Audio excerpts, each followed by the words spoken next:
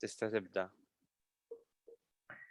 I welcome you for our second webinar for this year, the Brexit impact on business.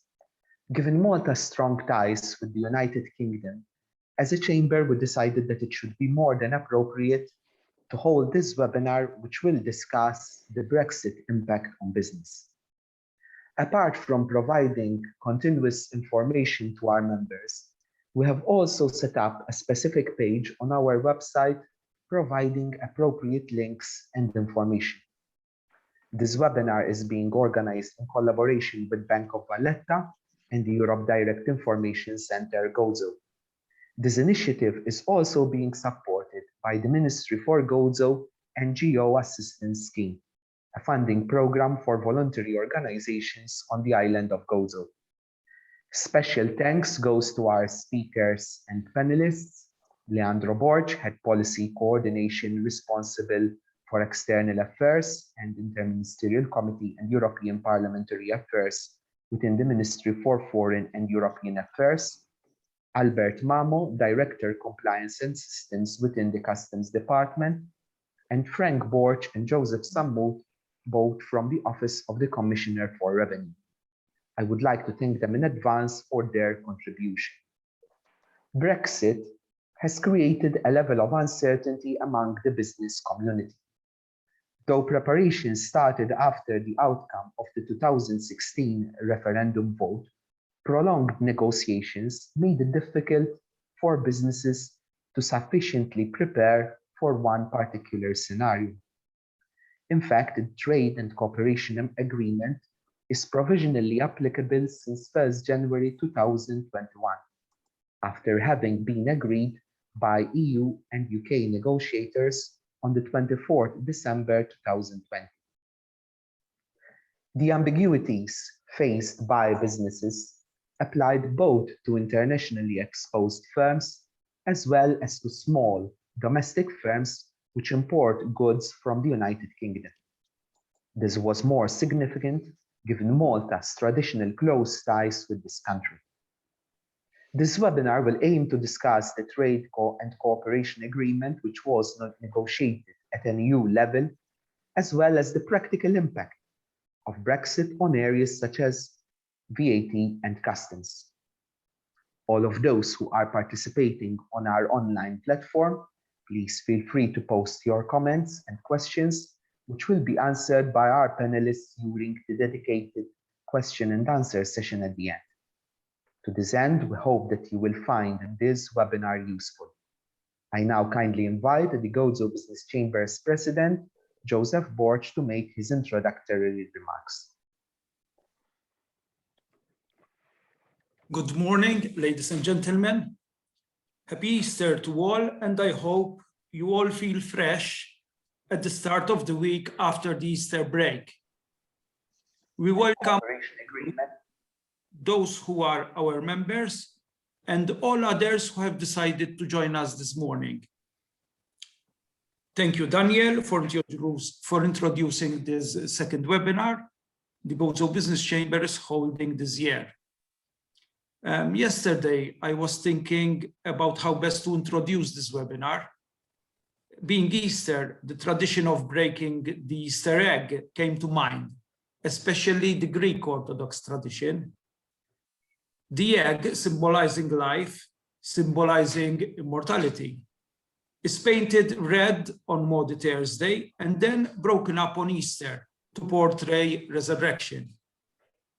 A modified version of this tradition brings up eggs that are filled up with small gifts, obviously unknown to the receiver. We may say that the Brexit egg has been broken, but that it has brought no gifts whatsoever to our members. Brexit, to continue with the egg picture, has been described by a Secretary General of the World Trade Organization as taking an egg out of an omelette, and thus not an easy situation to affront. Although as a chamber, we have tried our very best to keep our members abreast of what was and is happening on Brexit and its impact on local businesses, we are still being faced continuously by the feeling of the unknown. We are still being asked constant questions on new developments. To this end, we thought that the best way to tackle new, always unfolding developments of Brexit was by holding this webinar. This webinar will discuss the important Christmas Eve agreement between the EU and the United Kingdom, signed last year, and will try to shed light on the developments from then onwards, on important areas, mostly on customs and VAT.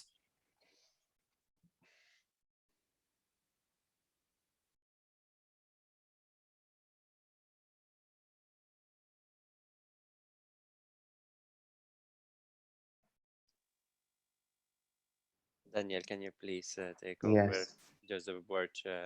Yes, we apologize. Something happened to Joseph. Maybe Kenneth, if you would like to make your introductory remarks. Yes, of course. Yes. Well, President Borch, Daniel, first of all, thank you for coordinating this interesting seminar. Ladies and gentlemen, good morning. I'm truly delighted on behalf of Bank of Valletta to be here with you this morning to share my views and insights on the impact that Brexit has had on the national economy. Clearly, this was a theme that dominated UK politics and Europe's politics for a long period of time. And thankfully, both the UK and the EU came to an agreement.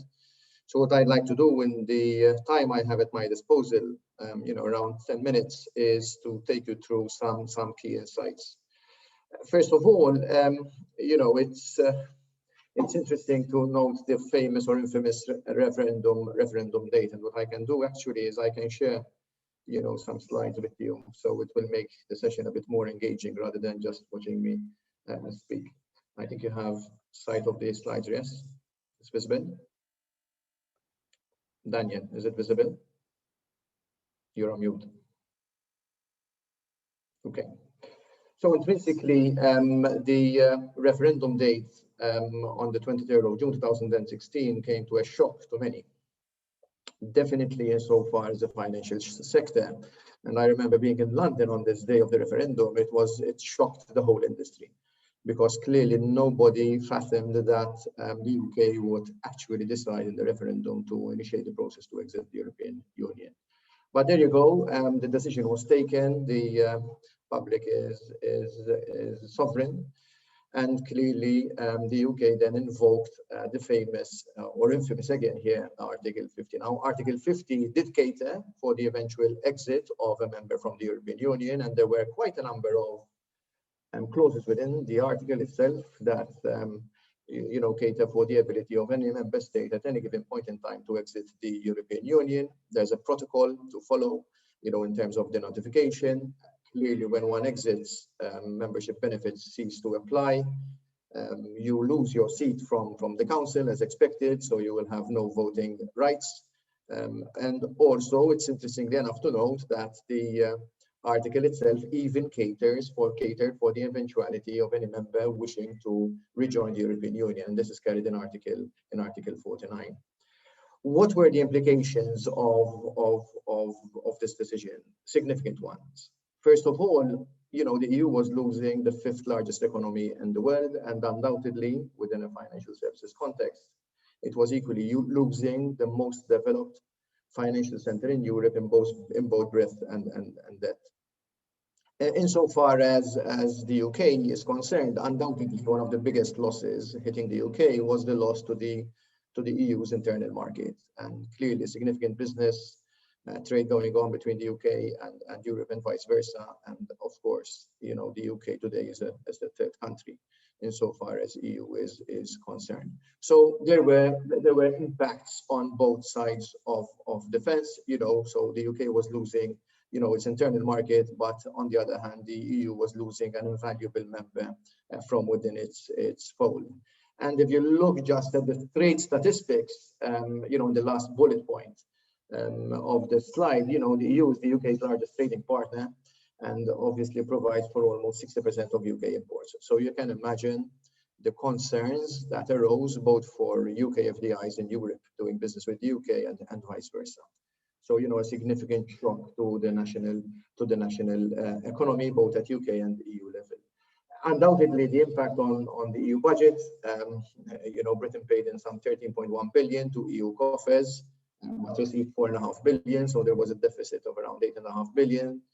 From the business perspective, the impact of customs, given that the UK would be treated as a third country, and the impact this has on buyers and sellers, and what happens if you have court litigations, and how do you deal with that, because the UK was not prepared literally to revoke completely EU legislation from within its fold, and a number of other impacts, such as the economic impact on the UK, a weaker pound, and the implications this will have for Malta, because clearly when importing goods from the UK, this would induce inflationary pressures. There were obviously other impacts insofar as fisheries and the automatic right to fish in UK waters for European fisheries. These were all impacts that gave rise to a significant number of concerns. But on the 24th of December, I should say at the tip end of the deadline day, the EU and the UK finally reached an agreement on the terms of the relationship, the famous Trade Cooperation Agreement, or TCA, as it is more commonly known. And the agreement also catered for two other important issues that is related to the security procedures for the exchanging and protecting classified information, and also for the use of nuclear energy. Clearly, geographically, the UK, in essence, still remains within the European confines. So obviously, it was important for the EU to negotiate as well coordination and cooperation insofar as the use of nuclear energy on the borders of the EU. So what does this present for Malta? Is Brexit an opportunity? Is Brexit a threat? Or is it, to a degree, both? Well, intrinsically, if you look at the trade between the UK and Malta over the past years, these have somewhat declined. We used to be heavily dependent on the UK, to a degree because of our legacy, of the legacy presence of the UK in Malta. We were under the British for some 160 years. But if you look at central bank report, that was an interesting report, worth reading, even for memoirs purposes. The export and imports of goods, fell from 30% in the 70s to just 5%. Equally so, the opening up of our economy and the change in our tourism strategy meant that we reduced our dependency from, the UK being a second home for Malta, but also a second home for the British. But obviously, because we spread our wings to other markets, we managed to reduce the dependency on UK tourism to 30%. Clearly, some other matters that one needs to consider, for example, insofar as the importation of goods and services, as I said earlier, Malta's reliance on the rest of the EU, bar the UK, was notable over the past years, so we reduce our reliance on the UK. Nonetheless, if you look at the EU and the UK combined together, they account for more than 43% of traded goods and around 33% of traded services. So a study that was conducted, an interesting study conducted by the central bank, estimated that the impact on our national GDP was to range between 25 to 54, 24 bips to 54 bips. So not a significant, massive impact, but still there would be an impact on the market. And I think this slide says it all. And this clearly shows the trends insofar as the dependence of Malta on the UK market, and declining trend. And the last statistic that I found insofar as the trade between Malta and the UK. But clearly, one can understand the minimal impact that Brexit would have on the Maltese economy. From a financial sector point of view, as well, if I were to hone in, Again, not a massive impact. Clearly, in my view, more of an opportunity rather than a threat. In the UK, there are operators that already have presence in the EU, so Brexit did not really impact these operators. There are also operators in the UK that are servicing the UK market, so being in or out of the EU does not really make a big difference for these operators.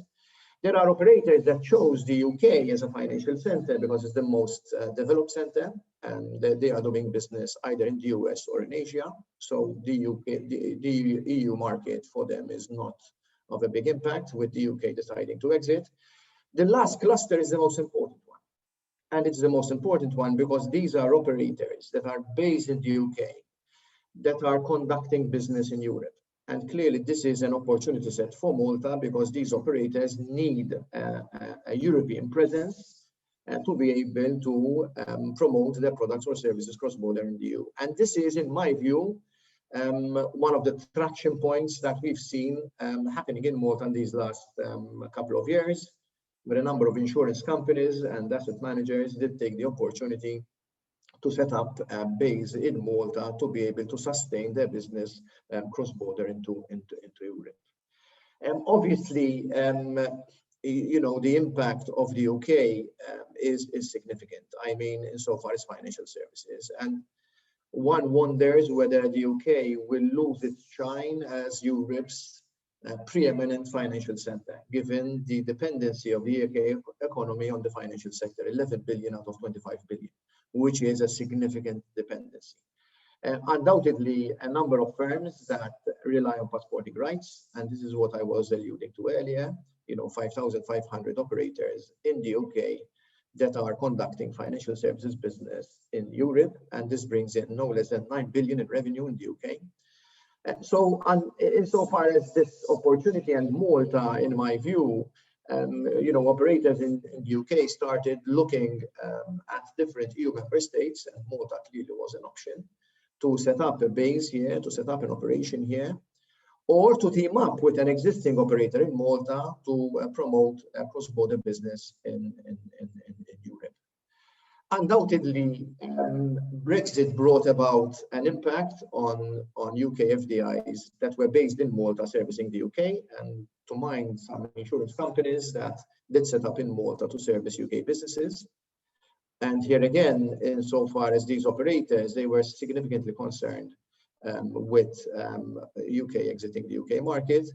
But insofar as the UK strategy is concerned, clearly this brought a change in a shift in their economic and commercial stance. To conclude, insofar as my views on Brexit, I think that attracting FDIs to the UK will become a challenge going forward. I don't think that the UK will remain as attractive as it used to be beforehand in attracting businesses that wanted to target the EU. I think operators going forward will look at existing EU member states because it gives them passporting rights. Nonetheless, in my view, the UK will remain a compelling financial center in Europe. As I said earlier, despite the developments in Germany and France as the next following financial centers, the UK will remain the leading financial center. You don't take intellectual capability, innovation, development, you know, by simply exiting a club. And so I think the UK will retain its shine insofar as the financial center is concerned. And I think this is where Malta, given it is, as we say, you know, the only English-speaking country in the EU today, bar the Irish, because we joke about whether the Irish do speak English, and no offense meant here for the Irish. But I think Malta really has a strong legal and regulatory framework to cater for this type of business. We need to watch out as well for two other developments insofar as the UK is concerned. First of all, the UK imposed a decision to exit the European Union, initiated bilateral discussions with other regions, with NAFTA and with Asian countries, with China, you know, to open up to these regions. And I think our angle here is that if you look at the Commonwealth, and we all know the big influence that the UK has in the Commonwealth, undoubtedly this will be reinvigorated now that the UK is out of the European Union, and Malta is one out of 2 EU member states, it's alongside Cyprus, that are members of the Commonwealth. And this is, I think, where we can piggyback and leverage, the initiatives that the UK will be taking insofar as the Commonwealth is concerned, because I think Malta can really be a gateway for non-European business in the Commonwealth to be able to be passported to the European Union. And I think the initiative that Malta has taken insofar as the African continent is concerned, because there are significant developments taking place there, I think they do lend themselves to this angle, because clearly a number of countries in Africa are members of the Commonwealth. Well, that was my roundup. I tried to tie up 4 years of history in around 10 minutes, but I do hope you found this insightful. Undoubtedly, Malta should remain centered around the developments in the UK and its focus on other regions, because I think we have a very strong value proposition as a jurisdiction to offer operators, both in the UK or foreign operators setting up in the UK going forward. Thank you again, and I wish you an enjoyable webinar.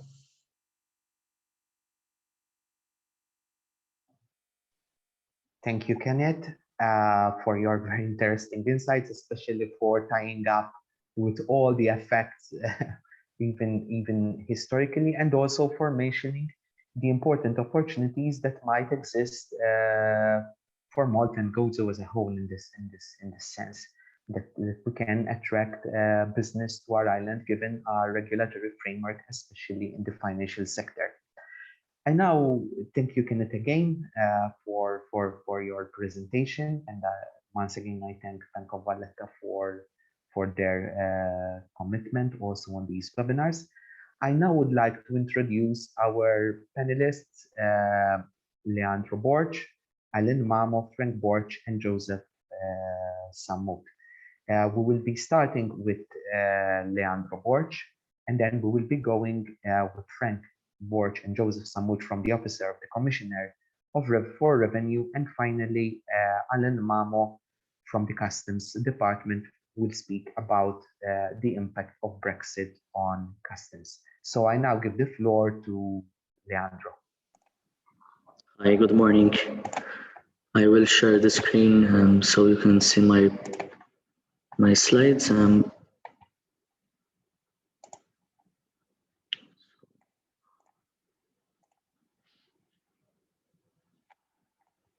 don't know if you can see it, Daniel. Yes, we can. Yes, we can. Perfect.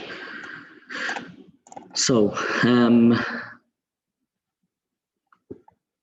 I will give a brief introduction to this topic. It's a very wide topic, and my colleagues gave a very good overview of what has been going on over these past 4 years. But maybe I'll focus a bit more now on the actual agreement and talk a bit about the different parts of the agreement. So I'll skip this part because it was included in the introduction and even in the presentation of Mr. Farrugia. Basically, we know all the timeline, the triggering of Article 15, 2017, the launch of formal negotiations on the withdrawal that same year, and eventually the formal withdrawal in the 1st of February of 2020, which was immediately after preceded by the formal negotiations on the future relationship, which ultimately led us to the agreement that we were surprised with on Christmas Eve of last year, and basically it constituted of 3 main agreements, which the Commission managed to agree in principle with the UK. Basically, there's the biggest agreement and the trade and cooperation agreement, and the 2 smaller agreements, which is already mentioned by Mr. Farrugia. They constitute the agreement on the sharing of information, of classified information, because the treaties dictate that the sharing of classified information has to be regulated by such an agreement. And finally, there's the agreement on the cooperation on atomic energy. So this deal was ratified formally by the UK Parliament on the same day that it was signed, on the 30th of December. And important to note that from the EU side, we're still, although it is being provisionally applied as of 1st January, we still have to ratify it. The Parliament still has to ratify it, and it's expected to do so towards the end of April during its plenary session, starting on the 26th of. So just to go briefly through the main provisions of the agreement. So basically the biggest chunk of the agreement focuses on trade. And if we have a look at trade in goods, basically the main achievements of the agreement, so basically we have to start from the most important point, that this agreement is not like any other agreement that the EU has with any other third country. It goes beyond any recent EU free trade agreement. It basically provides for zero tariffs and zero quotas on all goods that comply with the appropriate rules of origins. There are certain regulatory and customs cooperation mechanisms that have been put in place by this agreement, and although this agreement gives us a good basis for our cooperation, we still cannot forget that inevitably we are in a very different situation compared to what we had previously when the UK was a full member. So inevitably we cannot have that frictionless trade that we had before with the UK when it formed part of the customs union and the single market. So in essence, now the rules of origin will apply to goods in order to qualify for preferential trade terms under the agreement, and all imports will be subject to customs formalities and will need to obviously comply with the rules of the importing party. So if we are going to import goods from the UK, those goods will have to respect the standards that we have in the European Union. As well, all imports into the EU must meet all these standards that we have built over the years, and they will be subject to regulatory checks and controls for safety, health, and other public policy purposes that we have been accustomed to. There are several protocols in the agreement, namely some of them such as the mutual administrative assistance on customs matters and other cooperation areas such as the combating of fraud and assistance in VAT and other taxation matters. But if we have to, I think this was one of the weak points of the agreement.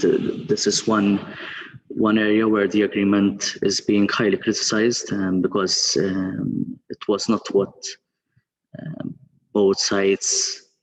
I mean, we could have achieved more, and given the limited time we had, this is the best we could have done.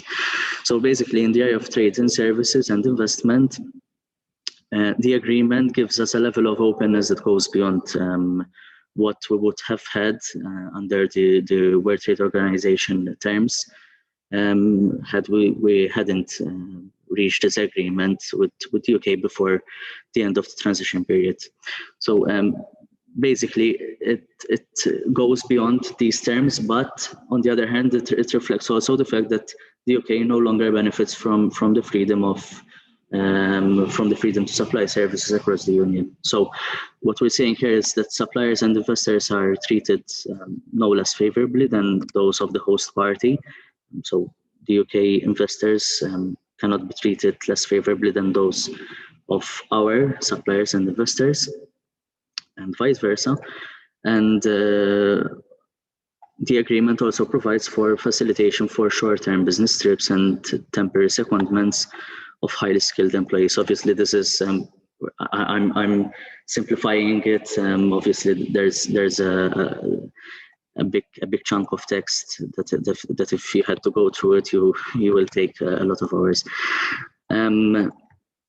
But apart from this, the downside now that the UK is no longer forming part of the Union is that UK service suppliers no longer benefit from the country of origin approach, or as we know it, the passporting concept, which previously enabled them automatic access to the single market. So that stopped at the end of the transition period. Similarly, there is no more automatic recognition of professional qualifications, and some sectors are excluded from the agreement on services, namely public services, services of general, some transport services, audiovisual services, etc. One other thing before going on to digital trade, I wanted to mention also financial services, because I know it's been mentioned before by my colleagues. Here, similarly, the passporting ended, so there is no automatic right for companies to keep providing services across the Union now, and vice versa. And there's the Trade and Cooperation Agreement provides provided for a deadline that was set for the end of March, for both sides to agree on a framework for regulatory cooperation on financial services. Basically, last week we had the announcement that the text of the MOU was finalized, and we're now in the final phase. The member states have to agree, and we have to approve it over the next couple of days before it is operational. But maybe a few comments on this MOU. It has no legal backing. It's not legally binding. It's just a framework for regulatory cooperation. And basically, what it does is it provides a forum for both sides to discuss the issues that we're having in these areas and in the areas of combating fraud, etc. And most importantly, to discuss our possible solutions to address these matters. Going on to digital trade, the provisions included in the Trade and Cooperation Agreement are basically aimed at facilitating digital trade by addressing unjustified barriers mainly, and ensuring an open and secure online environment for both businesses and consumers. Obviously, ensuring as well high standards when it comes to personal data protection. It notably prohibits data localization requirements, but it preserves also the EU's policy space regarding the protection of personal data. So our achievements over the past years in the protection of personal data are secured even in this part of the agreement. I'll skip this part. I'll come back to it towards the end of the presentation. This is another important part of the agreement, especially for Malta being an island member state. Transport. So we have two limbs of this sector: the air transport and road transport. So in the area of air transport, the Trade and Cooperation Agreement provides for unlimited carriage of passengers and cargo between points in the EU and points in the UK. For those who are familiar with the aviation sector, these are called the third and fourth freedoms. But it sets a limitation on the use of the fifth air freedom. Basically, it's when you have more than 2 points from the EU to UK point and a point in another third country. So the limitation here is that we can only use this fifth freedom by negotiating bilateral agreements with the UK, only for the carriage of cargo, not for passenger trips. So over the past 3 months, the UK has been negotiating with several member states such agreements, and even Malta is currently discussing the possibility of having an air services agreement, so we can make use of this fifth freedom for the carriage of cargo. And possibly we will have this in place in the coming weeks. As for the sector, what is notably is that UK air carriers no longer participate in fully liberalized EU aviation market. Obviously, this means that they can no longer operate passenger and cargo flights between EU destinations based on their UK issued license. So this is not possible anymore. They can also no longer operate passenger flights onwards to or from the Union, so they cannot, for example, operate a flight initiating from London, coming to Malta, and going onwards to another third country. That is no longer possible. In the area of road transport, we can make reference. This is very important, obviously, because we have the transport of cargo. So EU and UK hauliers will be able to carry cargo to and from any point of the other party's territory, obviously provided that they meet the agreed standards of safety and working conditions. These are obviously part of the EU regulations, and we have transposed them even in this agreement. We have included them here to ensure that the standards that are enforced on our hauliers are even enforced on the UK hauliers. Obviously, this is important for competition purposes. So hauliers will be able to perform 2 extra points within the other party's territory, thanks to this agreement. If we didn't have this agreement, they wouldn't have had the opportunity to perform extra operations, and they also have full transit rights. Essentially, the UK now no longer participates in the single market for transport services. So what this means is that UK operators now lose the right to conduct unlimited cross-trade in the EU. Hence why we have included 2 extra operations just to make it a bit easier to avoid complications in the carriage of cargo. And, they lose the right also to conduct basically, they have up to 3 cabotage operations within the territory of a single member state. So it makes a carriage of cargo a bit more restricted in a sense. Social security coordination. I won't go into too much details here. The agreement provides for cooperation in this sector as well.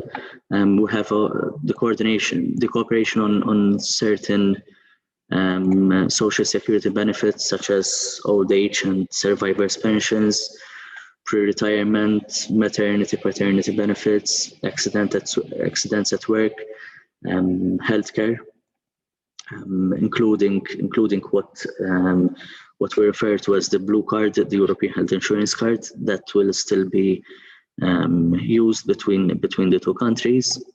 So here we have a level of cooperation that was maintained, and obviously now the agreement provides for a general framework, sets out the principles, and now we have to continue discussing and setting out the implementation frameworks over the next couple of months.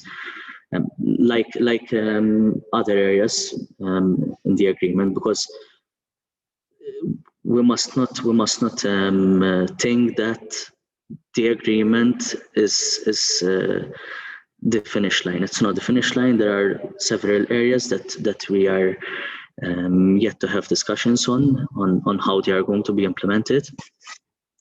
As I will discuss further on in the presentation, there are several committees and working groups that are formed by the 2 sides that will discuss these implementation frameworks. And obviously, there's the Partnership Council that will oversee the overall implementation of the agreement that are yet to start their work. The UK up till now has refused to nominate its members and have these groups start their work. Obviously, before their reasoning is before the union formally ratifies the agreement, and they would not like the groups to start working. But hopefully, we will resolve that matter in the next couple of weeks once the agreement is formally ratified. There are other areas in the agreement. I won't go into too much detail here. There are provisions that provide for cooperation in law enforcement and judicial matters. Provides for continued cooperation between the UK and agencies of the Union, such as Europol and Eurojust, and strong cooperation between national police and judicial authorities. Swift exchanges of data and information, but this is important also to mention that the UK here once again lost the automatic right to databases of the EU, such as the Schengen Information System, and to privileged cooperation, privileged networks that were established at EU level. Obviously, now that the UK is out of the Union, it lost these privileges as well. There's also a section on participation in union programs and sound financial management and financial provisions. I won't go into too much details here, but the UK has opted to continue participating in a number of programs such as Horizon Europe, the Euratom Research and Training Program, the Fusion Test Facility, Copernicus, etc. So this provides room for further cooperation. Now, this was arguably one of the hardest fought battles during the negotiation, because, as you might have followed on the media, the stumbling blocks were dispute settlement, level playing field, and overall governance, apart obviously from the fisheries sector. But ultimately, these areas were all resolved. And as for level playing field, we now have horizontal provisions in the agreement that provide effective domestic implementation and appropriate effective governance and dispute settlement mechanism. Amongst other things, there are unilateral remedial measures, rebalancing measures that either party can take. And if there are parts of the agreement that are not working well for either side, we see, for example, a distortion of competition, each party could also seek a review in the Partnership Council as well. There are specific measures also for other for specific sectors such as energy, aviation, and road transport as well. So what this does basically gives us peace of mind that there won't be distortion of competition, and we can have peace of mind that we have a robust mechanism to resolve disputes on interpretation and implementation of our commitments as provided for in the agreement. And basically these commitments and the mechanism covers several areas. For example, the economic area, including the trade and the level playing field provisions, the social security coordination, energy, transport, fisheries, law enforcement, basically all these areas that we have discussed previously. That was basically it on the trade and cooperation agreement. And I don't know if I have to go into too much detail on the other two agreements, but basically there's the agreement on the civil uses of nuclear energy, which again provides a framework for cooperation on the uses of this form of energy. And what it does is it reinstates our commitments to comply with our international non-proliferation obligations and uphold a high level of nuclear safety standards.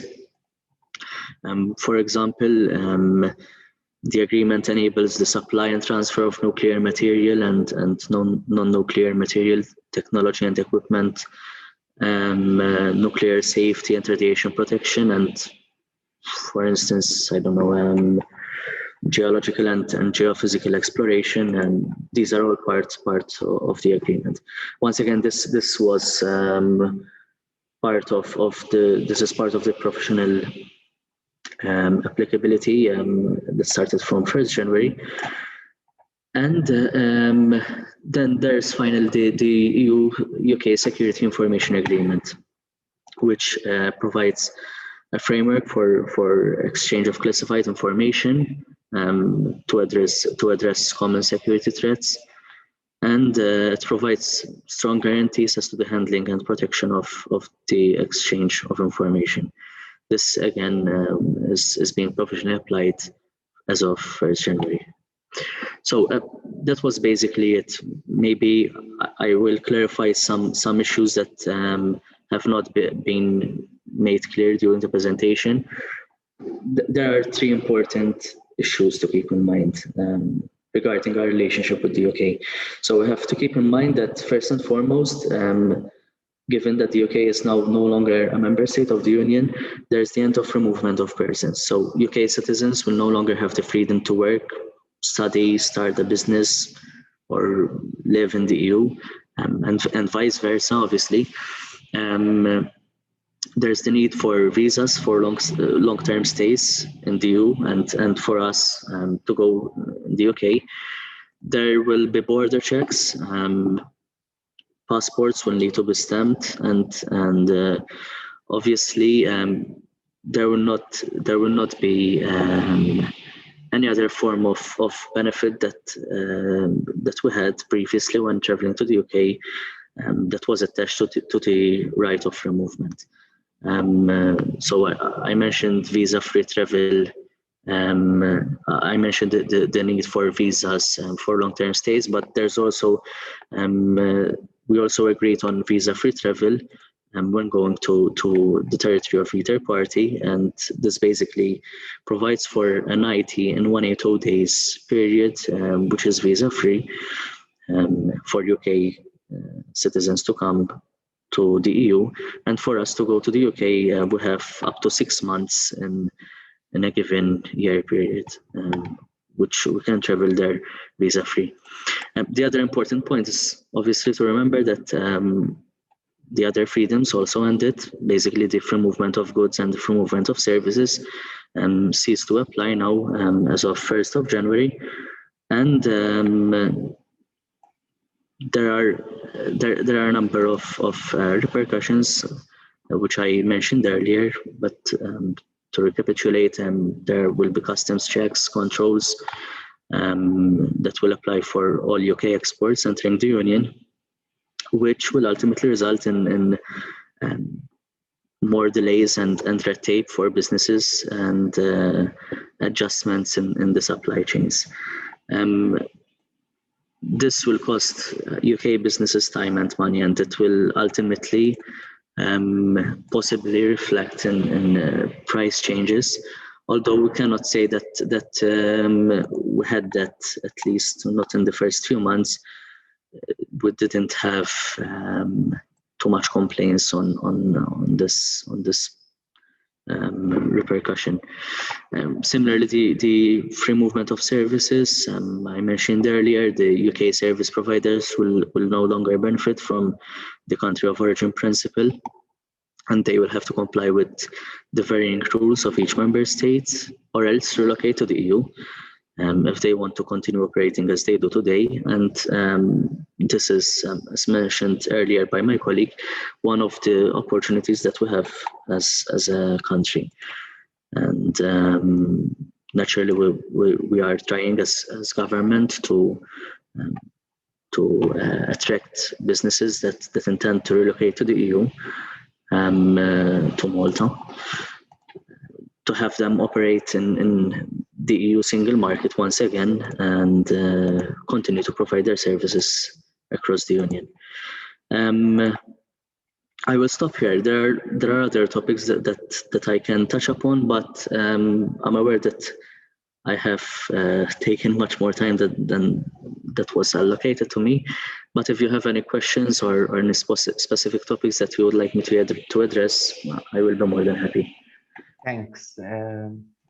Thank you very much, Leandro, for your very insightful presentation. We have already some questions, which we'll then be answering at the end of the session. I would now like to introduce Mr. Joseph Sammouk and Mr. Frank Bohr from the Office of the Commissioner for Revenue to provide, to make their presentation on the issue of VAT. Thank you, Daniel, and good morning to you all. In our presentation this morning, we hope that we will be able to clarify certain issues that are related to the VAT treatment of goods for supplies connected to the UK after Brexit. Now I'm going to share this presentation with you.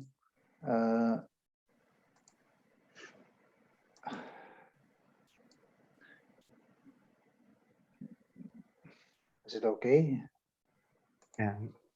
Yes, now. Okay. Okay, so what's going on with the VAT treatment of goods and services after Brexit? First of all, we have to say immediately that as from the 1st of January of this year, the UK has become a third country, like China and like all other third countries, except for Northern Ireland with regard to goods. So goods that are brought into the VAT territory of the EU from the UK, they are subject to customs supervision and controls under the customs regulation, and VAT is due on importation. And the goods leaving the EU to the UK, those are treated as exports and they are exempt from VAT. But this does not apply for Northern Ireland with regard to goods. As you know, in the Withdrawal Agreement, there was negotiated in the Ireland and Northern Ireland Protocol, which applies as from 1st January 2021. And this concerns transactions that involve goods only, and any reference to the EU in this regard includes also Northern Ireland, whereas any reference to the UK refers only to Great Britain. First of all, the first change is that taxable persons that are established in Northern Ireland will have a prefix XI before their VAT number for the purpose of the exemption from VAT on intra-community transactions of goods. Whereas the Maltese, for example, have a prefix starting with MT, those in Northern Ireland would have a prefix with XI. Previously, the UK businesses had a prefix GB. Now that is no longer valid. Transactions that involve services are treated as if supplied to or from a third country. So this arrangement of the Ireland-Northern Ireland Protocol only applies to goods. Transactions involving movement of goods between Northern Ireland and member states, in those transactions, the EU VAT rules on goods are applied accordingly. That is, goods are considered as intra-community supplies or intra-community acquisitions. And the supplier needs to validate the VAT number. If, for example, a supplier from Malta or Gozo is making supplies to a person in Northern Ireland, he has to validate that that person has a valid VAT number starting with XI. The usual things that were done previously when we used to send goods to the UK. But this time, this only applies to goods for Northern Ireland. Transactions involving the movement of goods between Northern Ireland and the other parts of the UK, those are considered as imports or exports.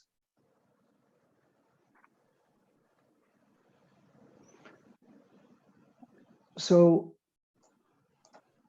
the taxable persons established in the EU will be able to use the one-stop shop for intra-community distance sales of goods to customers in Northern Ireland as from 1st July. Now, taxable persons established in the EU that claim refunds from Northern Ireland and taxable persons established in Northern Ireland that claim refunds from EU member states may still continue to use the existing procedure under the 8th Directive. But as I said, this is limited only to goods, transactions in goods with Northern Ireland. And the UK cannot participate on behalf of Northern Ireland in the EU decision-making process.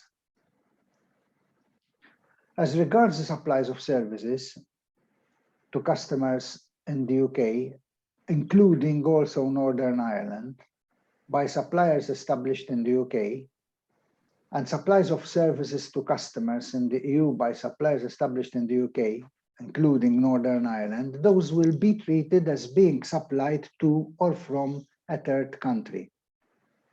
So in that case, Northern Ireland and the UK are both treated like we treat China or other third country or other third countries with regard to services.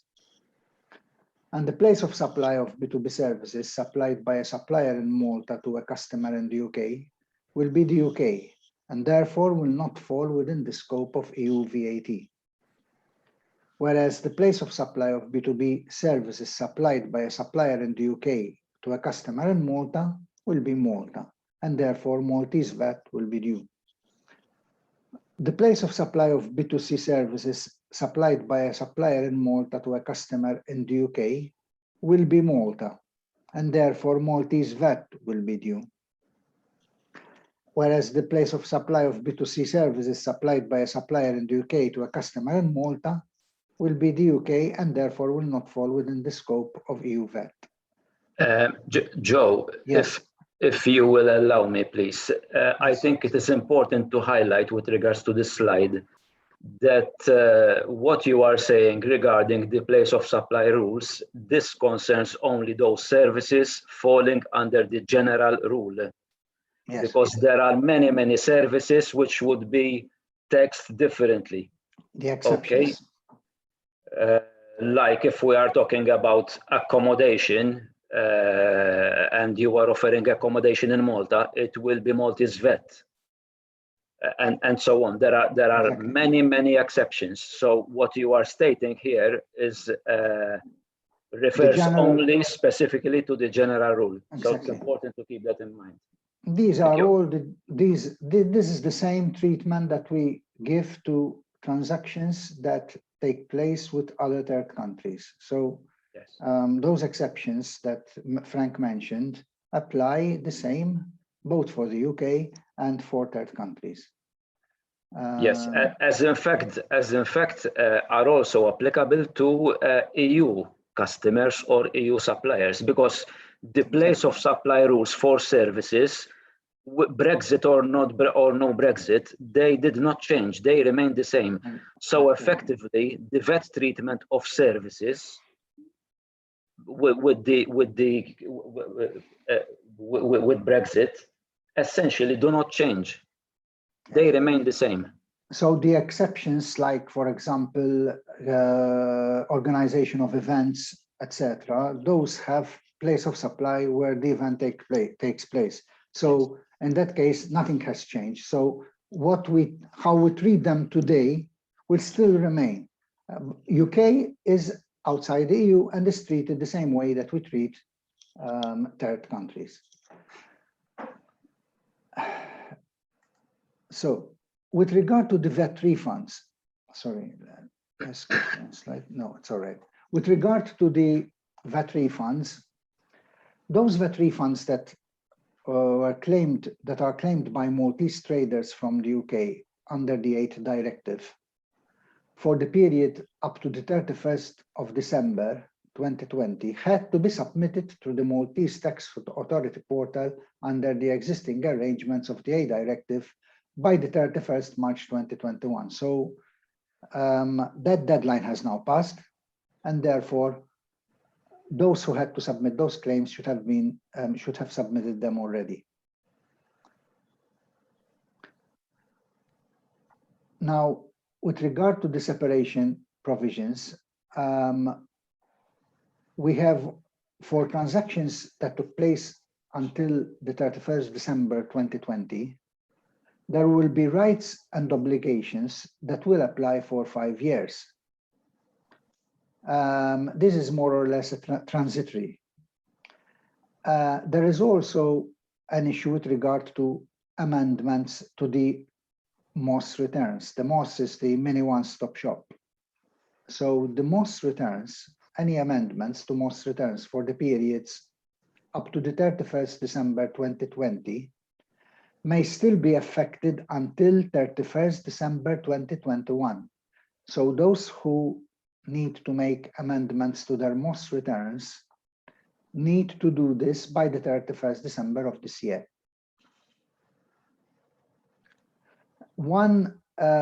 Some references to the MOS and the one-stop shop. This is just for reference purposes. As from 1st July 2021, you perhaps already know that we will be introducing a new wide extension of the one-stop shop system, which now covers only telecommunication, broadcasting, and electronic services. And as from 1st July 2021, this will cover goods and services. And a taxable person established in the UK making distant sales of goods to a customer in the EU may use the import OSS scheme for goods of an intrinsic value not exceeding €150. And suppliers established in the UK or third country suppliers that choose the UK as the member state of identification will have to switch to the non-union scheme. So those who are in MOS today and were in the union scheme, because the UK was part of the EU, now they will have to switch to the non-union scheme. Suppliers established in the EU, in the UK, who are also established in a member state, are required to move their MOS registration to that member state from 1st January 2021, if they still want to use the mini one-stop shop. Suppliers established in a third country or in a member state and who supply telecommunication, broadcasting, and electronically supplied services to UK customers can no longer use the MOS system because UK rules apply to these transactions. The above applies also to services that will be included with the extension of the MOS to a full OSS system on the 1st July 2021. If a UK trader does not wish to use the MOS or the OSS from 1st July for his supplies to customers established in the EU, he has to register in all member states where he supplies his services. So that was the presentation. It's a short presentation.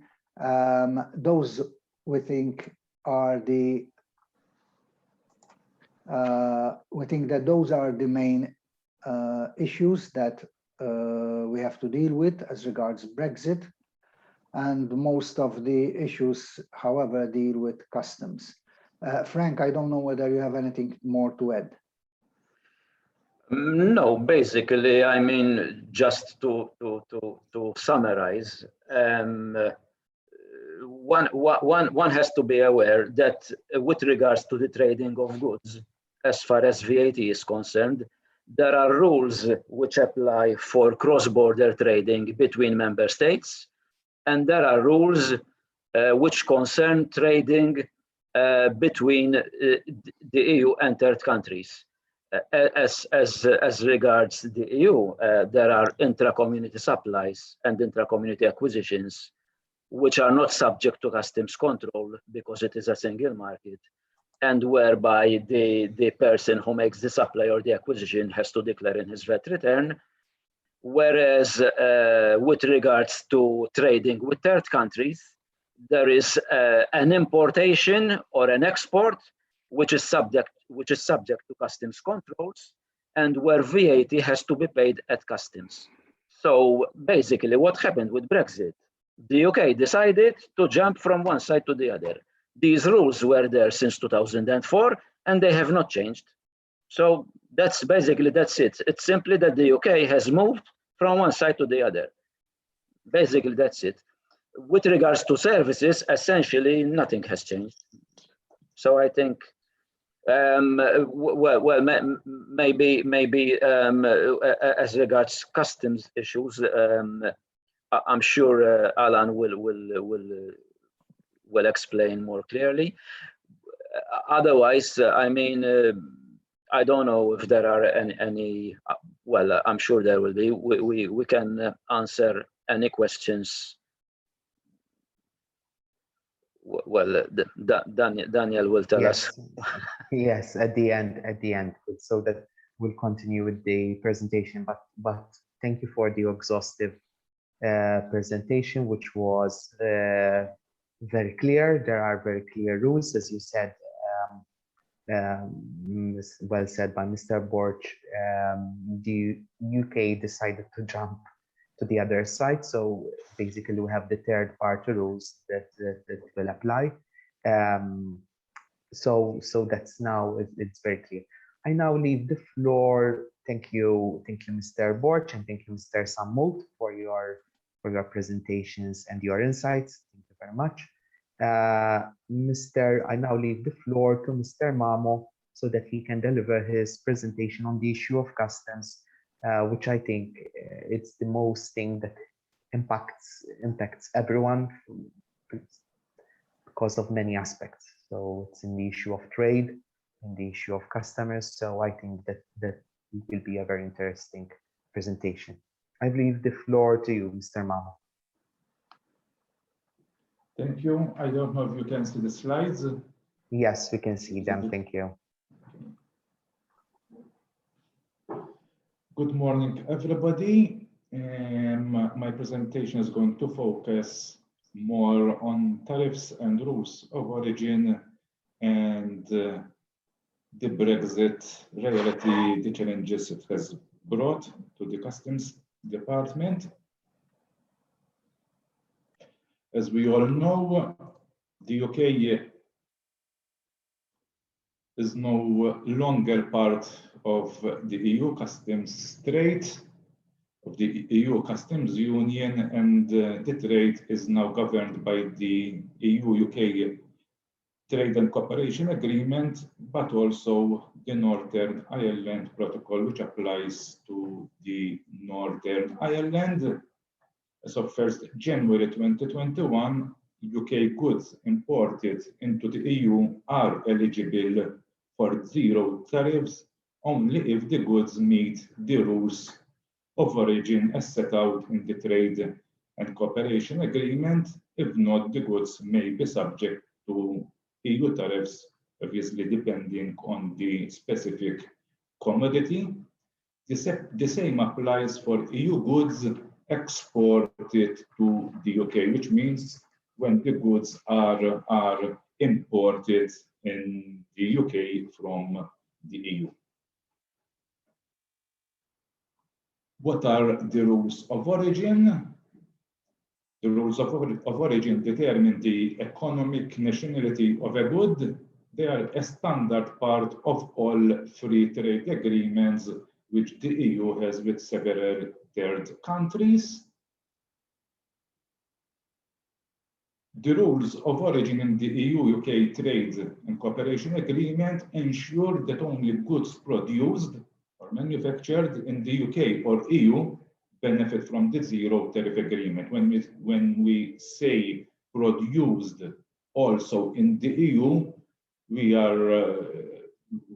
need to clarify that it applies when goods are exported from an EU country to the United Kingdom. This means that not the goods, not the all EU goods which are imported from the UK and the EU benefit from the zero tariff agreement. Now this presentation is going to set out the which types of rules products may need to comply with, as well as the documentation required and its challenges. Entitlement to claim the preferential rate of duty is subject, among other conditions, a statement on origin that the product is originating made out by the exporter. The problems are when unfortunately, not all UK exporters are familiar with this procedure. Okay, now as time goes by, they are getting more accustomed to this procedure, but still we are facing some difficulties to explain UK exporters what they need to produce. They need to register for a GP AORI number with the UK customs authorities. The problem is that sometimes some exporters, for some reasons, are reluctant to produce the statement on origin, obviously for the importer in the EU to benefit from the duty relief. The exporter must have evidence to prove that the goods meet the rules of origin.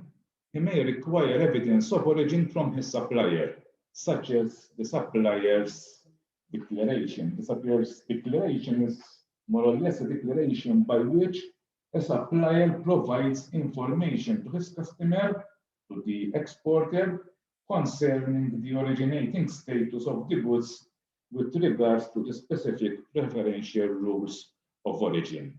Then the exporter can self-declare that the goods meet the rules by making out a statement on origin and sending this to his customer importing the goods into the EU. The importer, which means the consignee, can then use this as the basis of his claim for zero tariffs when submitting the import declaration, obviously, in the EU. The template text is a standard one for the statement on origin and can be found in the Trade and Cooperation Agreement. The preferential rate of duty may also be claimed through the importer's knowledge. So it's either a statement on origin or the importer's knowledge. But we need to define what is exactly the importer's knowledge, what supporting documents or records are required, and there's also the question whether a declaration by the manufacturer or exporter is enough or can be considered as importer's knowledge. Now we know that it is not considered as is not enough to obtain preferential treatment under the importer's knowledge. The importer's knowledge allows the importer to claim the preferential rate of duty on evidence they have obtained about the originating status of the imported products. But this evidence must be in the importer's possession, be in the form of supporting documents or records, which may be provided by the exporter or the producer and provides evidence that the product qualifies as originating, in this case, as originating in the EU. Importers can claim for zero tariffs based on their knowledge, what has been explained. Where this option is used, the exporter does not need to provide the importer with a statement on origin. It's either one or the other. This knowledge, it's explained, is based on information in the form of supporting documents or records that would need to be provided by the exporter or the manufacturer of the product if obviously the exporter is not the manufacturer. The same information would need to be in the possession of the EU importer. This information must provide valid evidence that the product qualifies as originating in the United Kingdom. Now, goods imported in the EU, as we all know, cannot now move freely between the EU member states and GB and the UK or vice versa. To be eligible for zero tariff import to the EU, the goods must comply with the rules of origin mentioned. This means that there must be a qualifying level of production in the UK. If the traders move goods through the UK from one EU member state to another without the goods entering the UK customs territory, the goods do not need to meet the rules of origin. In a sense, this means that the goods which are in transit and do not lose their status, so there is no need to submit an import declaration, and therefore there is no need for the importer's knowledge to be produced or any other statement on origin. When an EU importer wants to claim zero tariffs on his goods, the UK exporter needs to work out whether the goods comply with the rules of origin. Amongst other things, he needs to know how to classify the goods, understand whether the goods meet the applicable rules on origin, and also understands how to demonstrate origin to the UK customs authorities, so he can then make the declaration on his invoice when he sells the goods to the EU importers. Now, it's not only about a statement on origin and the importer's knowledge to benefit from the duty relief, but this is also the return goods provisions. As such, the return goods provision has nothing to do with the trade cooperation agreement. It applies for return goods from any third country to the EU, but there are certain conditions to be met. The conditions: goods which were originally Union goods exported from the customs territory of the Union and returned to the territory within a period of 3 years. For example, a vehicle which has been manufactured in Germany, imported in the UK, and then re-exported to the EU within a 36 times time frame. Upon evidence that the 3 years has not elapsed, the duty may also be relieved. The problems we are facing: there are no customs documents to be produced now, because the mentioned vehicle, for example, when it moved from Germany to the EU, there was no customs formalities required because the UK was last year a member of the EU, so the goods can move freely. So we cannot ask for any customs documents because they cannot be provided. Would like to know, we are seeking assistance from the European Commission, which documents are required. The only document which can be presented, if it is available to the importer, is the CMR document, which means a document, a transport document. Another problem which we are facing is that due to our market limitations, the Maltese importers often purchase just part of a whole consignment previously imported into the UK, which in itself is a challenge to provide evidence that the imported item is the one which have previously been imported in the UK from another EU member state.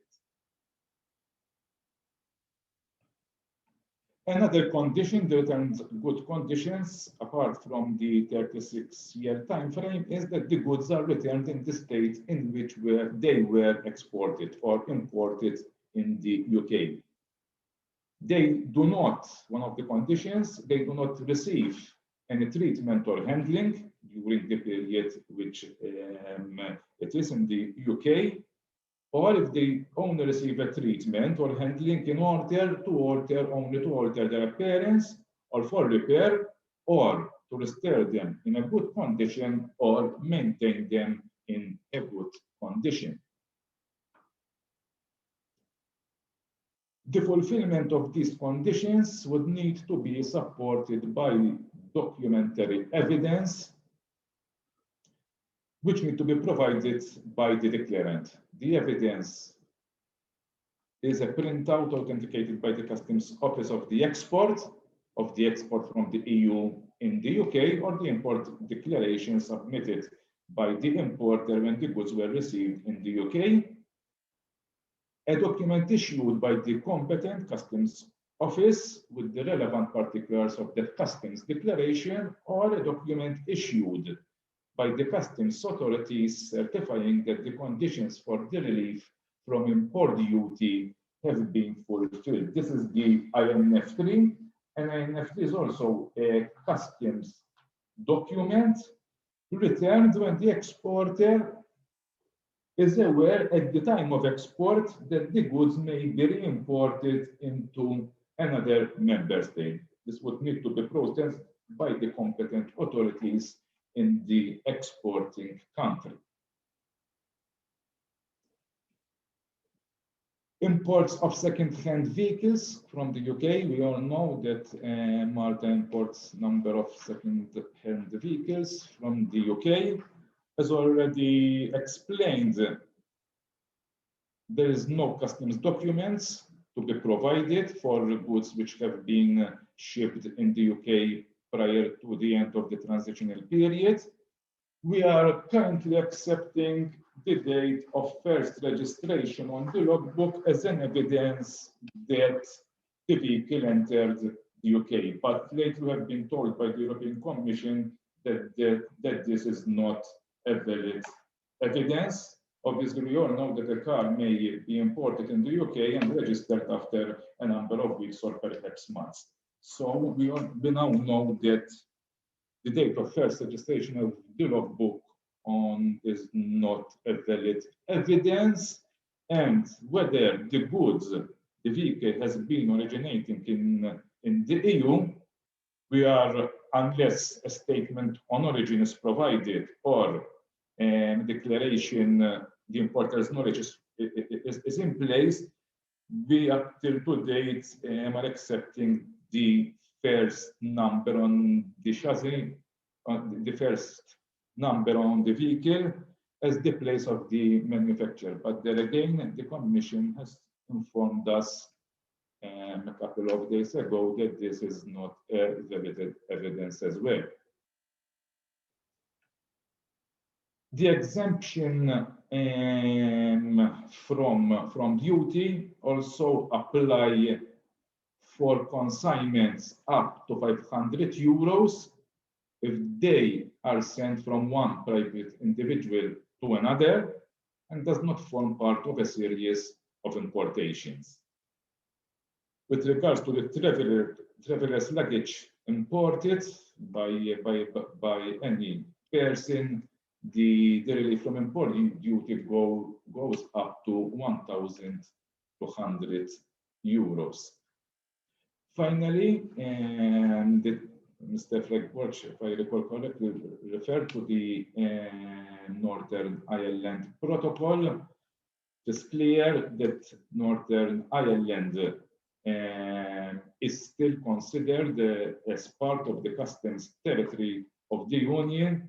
This means that goods moving from Northern Ireland to the EU can move freely, and thus no customs formalities are required. Thank you. This was my short presentation. Obviously, the Customs Department is always ready to clarify any misconceptions as far as importation from the UK is concerned. Thank you. Thank you very much, Mr. Mamo, for your presentations. I will now open the floor to the question and answer. So those who are following us, please feel free to post. We have already some questions which we will answer. So if you have any questions, please feel free to post any of them on our question and answer session. Even if those who are following us on our Facebook page would like to put on a question there or a comment, I will then forward to our speakers and panelists. So I will start with the questions that we have. So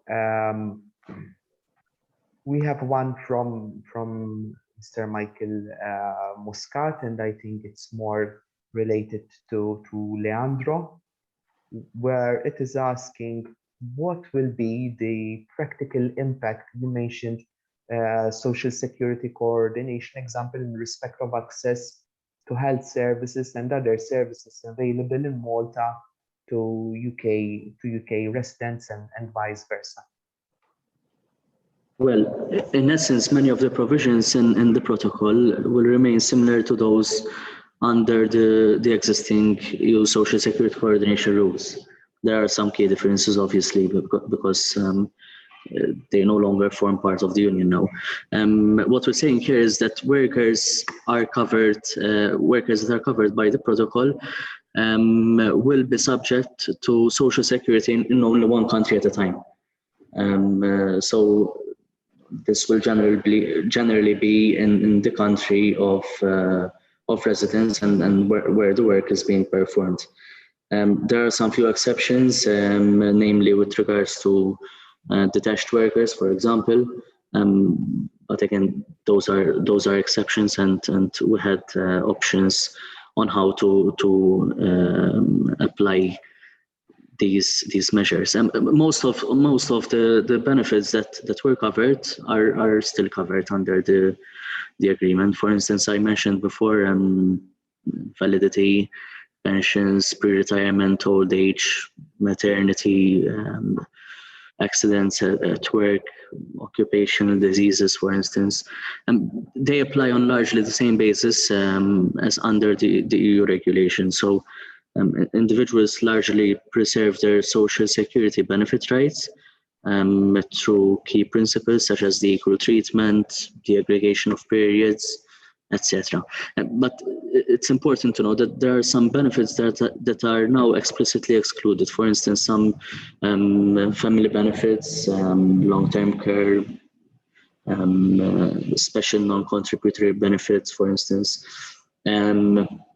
Access to these kinds of benefits will be dependent on domestic legislation. So UK citizens do not have the guarantee that they will be given the same treatment in all the EU member states, because obviously each member state may provide different entitlements.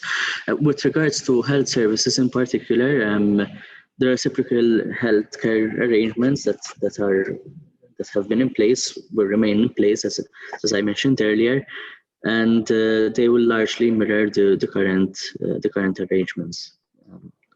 The arrangements that we had before. So individuals should be able to access healthcare for temporary periods of stay. Obviously, like it used to be before, it's for emergency healthcare treatment, not scheduled treatment. So if a UK citizen in Malta requires an urgent medical treatment, he is still entitled to it, and similarly, EU citizens are still entitled to healthcare treatment in the UK. On a parallel note, we have bilateral arrangements that have been in place for a number of years now. As Malta, I mean, those will still apply. So essentially, in practical terms, there's no impact on the health services. Okay. Thank you very much, Leandro. So this, I think, it's about the importation of goods from Mr. Fabian Gallia. So I think it will be answered by Mr. Mamo. If food products are imported from the United Kingdom, should these products have a health certificate? Yes, food products are cleared by customs as long as there is the clearance from the health regulation, the Maltese Health Regulation Department.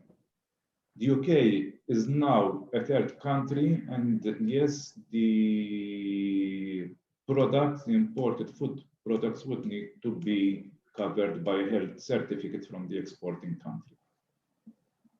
Okay. Thank you very much. So another one, you mentioned it's directed to the, I think, from both VAT and customs. You mentioned the issue of VAT and that this VAT and that this has to apply at customs. From a customer's point of view, will this imply an increase in prices? How will because we are doing this was from, I think, consent. There could be different situations. Let me explain by giving some examples. Suppose a shopkeeper buys a shirt from Italy and he buys it for 10 euros. He will account for the acquisition in Malta, that is, it will be VAT neutral, and he wants to earn 10 euros, so he will sell it for 20 euros. He will charge the customer 18% on 20 euros. Now, if the same shopkeeper imports the same shirt from China, and it costs him 10 euros as well, he will have to pay 18% VAT on 10 euros at customs. But he will claim that VAT, so it will be neutral for him. He will sell it for 20 euros and he will charge VAT on 20 euros. So the price should be the same. But if the shirt he gets from China will be subject to customs duty, let us say there is 5 euros customs duty on it, so it will cost him 15 euros. Then he will have to pay VAT at customs on 15 euros. He will claim that VAT, so it will be neutral for him, but then for him to earn 10 euros, he will have to sell it for 25 euros. So he will have to charge VAT 18% on 25 euros. So in that case, yes, it will be costlier for the Maltese consumer. The same thing will apply if a person imports directly himself. If such a good would be subject to customs duty, so there will be VAT added on the customs duty as well, because the customs duty forms part of the taxable value for VAT purposes. So there could be different situations. Particularly, I think it is of particular interest to Maltese, as Alan mentioned. It is very popular to import second-hand cars from the UK in Malta. Now that will definitely be more expensive, because when we sell second-hand cars in the single market, if I buy a second-hand car from, say, a German person who wants to get rid of his car and he will sell it to me, there will be no VAT there, because it would be a private sale between two non-taxable persons, and the VAT would already have been paid by the German when he bought it in the first place. But if the same thing happens now between a UK resident, a Maltese and a Maltese person who would bring the car from the UK, now there will be importation VAT, because the UK car is not a community good.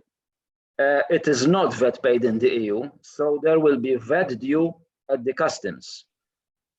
The same thing obviously would happen if you buy a car from a dealer.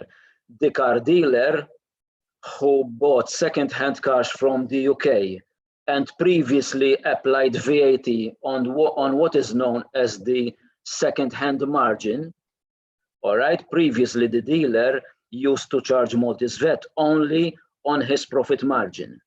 Now he will have to charge VAT on the whole selling price, because when the car comes to Malta, there is importation VAT on the importation value. So definitely, if you get a car from the UK now, it will be more expensive. I hope that answers. Probably there are also customs issues, like for example, if the car is not does not follow the origin, the rules of origin for customs, there is also customs tariffs applied. Alan can explain more about this probably. I think he covered that actually. Yes, in fact, Joe, you are right. If the vehicle is not originating in the UK, or it is manufactured in the UK and the exporter cannot provide this evidence, more or less the vehicles are subject to 10% rate of duty, obviously on the value of the vehicle. Typically, the value of the vehicle is subject to a customs valuation. So if the valuation office value the car and the vehicle, say 2,000, 10% of 2,000 would need first to be paid as imported duty. So thank you very much, all of you, for the exhaustive presentation. As we said, we are doing this webinar also collaboration with the Europe Direct Information Center. So we also have these questions coming not only from the business point of view, but also from customers on the ground. In fact, we have one which was it was posted in the comments section. As regards customs, how has Brexit impacted on the ground the importation of goods from the UK? Example, we know that many people purchase the online goods from the UK. How has this impacted on the ground with respect to the processing of goods, etc.? I leave it to you, Alan. As far as e-commerce is concerned, importations from the UK are subject to the standard 18% VAT rate. We need to keep in mind that there is an exemption on the import duty for goods purchased below an intrinsic value of 150 euros. If the consignment is over 150 euros, then apart from the standard VAT rate, there is also the import duty rates according to the particular imported item. May I add something also to what Alan said? There is also an exemption which will last up to the 30th of June, and then it will finish. The first, if a product is valued less than 22 euros, there is no VAT on it. So on these online purchases, so VAT is only applied when the good exceeds a value of 22 euro, but that is going to end as from 1st July. And from 1st July, as I already mentioned in the presentation, there will be the one-stop shop, and there will be an import one-stop shop where it would apply to goods whose intrinsic value does not exceed 150 euro. And therefore, it would be a sort of exemption, but not an exemption actually. Exemption from customs, it will still remain. Correct me if I'm wrong, Alan. But in the case of goods that do not exceed 150, that are coming from outside the EU, there will be a scheme where the supplier could register, pay the VAT by way of sending a VAT return through that scheme, and therefore the customer will still continue to be able to purchase goods from the UK of a value of less than 150 if that person is registered in the scheme. If not, he has to pay the VAT at customs. But this is not directly related to Brexit. Let me make it clear. But it will help at least those persons who we know many are purchasing online.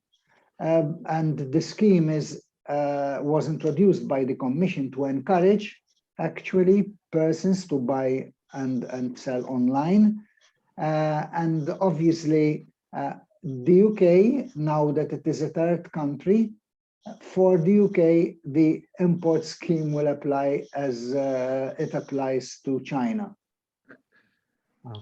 You have anything to add, Alan? You were clear enough. Okay. Thank you. Thank you very much. I have a question which came in through our social media. There are many people, we know one of the biggest markets in terms of buying property in the real estate sector. And we know that the real estate sector, as a Gozo business chamber, we can say that this is very significant in Gozo. It contributes nearly double to our regional economy than it does in Malta. And we had many issues, and this person asked, can anyone, I think it's more Leandro, or perhaps if we are not able to answer the question today, we'll provide further clarifications. But can any one of you clarify whether now British purchasing a property on the Maltese Islands will need to buy via an AIP permit? If yes, that will not let them rent their property, meaning that no British rental investors can invest on our islands. I have heard of this issue also as it cropped up, as it was also noticed by one of our members. I don't know, Leandro, if we can answer this part. Yes, yes, definitely. So this is basically an issue linked to the immigration status of the person. So we have two agreements in force here. We have the Withdrawal Agreement that is still in force and is still applicable, and we have the Trade and Cooperation Agreement. So basically, what the Withdrawal Agreement did was it gave rights to British citizens that were in Malta to continue to enjoy their same rights that they had before the UK left the Union. In practical terms, we're saying that they had to be in Malta, the Maltese Islands, by the end of the transition period, and that would have entitled them to the beneficiary status given by the Withdrawal Agreement. What this means is that they would be treated equally as any other Maltese national, and in essence, no, they would not need an AIP permit to buy their primary residence. When it comes to the secondary residence, they would need to be here for at least 5 years before they can buy their subsequent properties without the need for an AIP permit. But this is for those covered by the withdrawal agreement, so those who are beneficiaries of the withdrawal agreement. The situation for other UK nationals that relocate to Malta as from 1st January onwards is different. It's different because they are now governed by our domestic rules on immigration. So essentially what we're saying here, although as a member state, we were one of those member states that gave the most favorable terms for UK nationals that would want to relocate here after the 1st of January, they would still be considered as third country nationals for all intents and purposes. So what this means is that their immigration status is different to that of those UK nationals that were established here before the end of last year. Mind you, those who came to Malta, who established themselves in Malta before the end of the transition period, still need to apply for their residence document. So it's not an automatic right. They need to apply to be recognized as beneficiaries of the withdrawal agreement. They have to submit their application with Identity Malta, and there will be the vetting and the process of the application. And once they are confirmed that they are beneficiaries of the withdrawal agreement, they will be given these equal rights. So to sum up, UK nationals that intend to relocate to Malta and buy property in Malta as from 1st January onwards, yes, they would need an AIP permit because they are third country nationals, and they are not allowed to buy property freely as any other Maltese national or EU national that has been living here before the end of the transition period. Those who had been in Malta since last year, at least, they may continue to buy their property. As I explained before, their primary residence, they can buy it without the need of an AIP permit. Their subsequent property, they can buy it without an AIP permit only after they have been residing here for at least 5 years. So it's permanent residence, basically, once they acquire their permanent residence status. Thank you. Thank you very much, Leandro. There seems to be this difficulty highlighted by this persons. We had a section of British UK nationals who used to buy property and then rent it. So I think this would have, because that is not now, if a person comes after the 1st January and he was not resident here, it seems that now will not let them buy property for investment. No, they can still buy property, but they would need an AIP permit. Okay, because this person is saying that it will not let them rent their property. Yes, I think there might be some limitations, but I'm not sure about the renting out of property, but we can check about that. Yes, thank you very much. If you would like to check about it, and then yes, I'll forward you the information, and then you can communicate. Because it is an issue that real estate operators, I know for sure, they are facing here, in the sense that people who would like to come and buy property here for investment, but were not resident here, this issue is blocking them, because they would not then be able to rent their property, because they would need to buy it for residence purposes. So thank you very much, Leandro. We have no more questions or comments. I don't know if you would like to make some concluding comments for the speakers. I will ask Leandro just a concluding statement. Leandro, from your side. No particular remarks, but I'm checking regarding the IP issue, and it is clearly stated on the website of the CFR that property acquired by AIP permit cannot be rented out. So no, okay. That's a definite no. All right, so it is. Thank you very much. Thank you. It's for their exclusive use, basically. Okay. Thank you for the clarification. Don't know if any of the speakers would like to make some concluding remarks, Joseph or Frank. Not particularly. I Okay. mean, questions, difficulties usually crop up when you're doing business. Yes. In that case, you will ask us at that stage. Yes, definitely. As it happened now with the issue of rental investment. So I would now like to thank you on my part, Ellen as well. Ellen, thank you very much. So we now come to the end of our webinar. I would like to thank you all for accepting our invitation to join us today. I would like to thank Leandro Borch, Joseph Samut, Frank Borch, and also Alan Mamo. Thank you all for accepting our invitation. These are very busy people who are so getting with us today and explaining difficulties, providing their presentations. These will be available on our online platforms. There will be a recording, so people can always refer to it. I sincerely hope that this webinar has been fruitful to all those who have participated.